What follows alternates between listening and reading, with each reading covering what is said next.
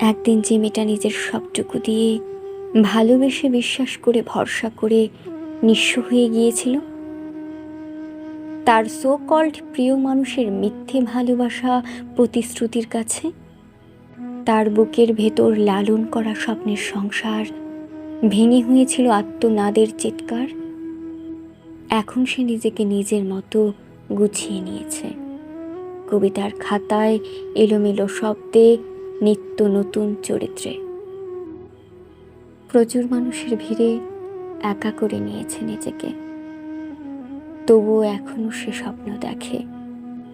স্বপ্ন দেখে নিজেকে খোঁজার। এখন সে একা, স্বাধীন মুক্ত মৃহঙ্গের মতো।